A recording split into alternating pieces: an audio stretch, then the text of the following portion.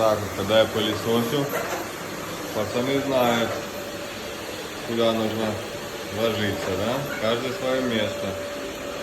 Этот туда, спортсмен.